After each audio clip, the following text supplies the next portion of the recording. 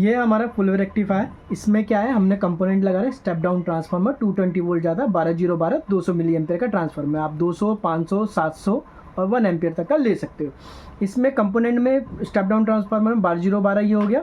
इसके अलावा हमारे 2 डायोड्स लगे हैं जो डीसी में कन्वर्ट करता है और एक जीरो है। एक हमारा 1025 का कैपेसिटर लगा हुआ है और एक हमारा माइक्रो स्विच, एक 1K का रेजिस्टेंस और एक हमारी एलईडी लगी हुई है।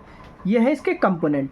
इसमें फुल वेव में क्या होता है कि स्टेप डाउन ट्रांसफार्मर में 12 वोल्ट जो आता है, एक 12 वोल्ट ये होता है कैपेसिटर के अंदर चला जाता है। फिर ये 12 वोल्ट जब ये डाउन होता है तो ये 12 वोल्ट हमारा यहाँ से होता हुआ इस कैपेसिटर में चला जाता है।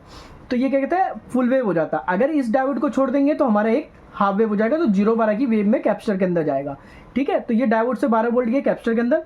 जो हमारा जीरो होता है ये होता है हमारे ग्राउंड, जो कि कैपेसिटर के नेगेटिव पे और माइक्रो स्विच से होता हुआ एलईडी पे लगता है।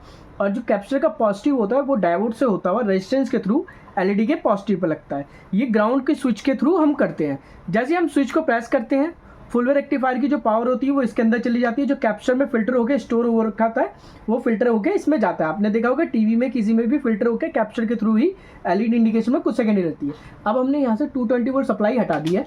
जो कैपेसिटर में फिल्टर होकर स्टोर था कैपेसिटर बैंक के अंदर, वो इसके अंदर शो करेगा। जैसे ही हम इसे प्रेस करेंगे, यहाँ देखो ये बैटरी है, ये धीरे धीरे डाउन होने लगेगी। अब आप देख रहे हो एलईडी लो होती जा रही है, क्योंकि कैपेसिटर के अंदर जो फिल्टर था वही इसके अंदर आ रहा था। धीरे धीरे करते करते ये खत्म हो जाएगा। तो ये है हमारा full wave rectifier. Thank you.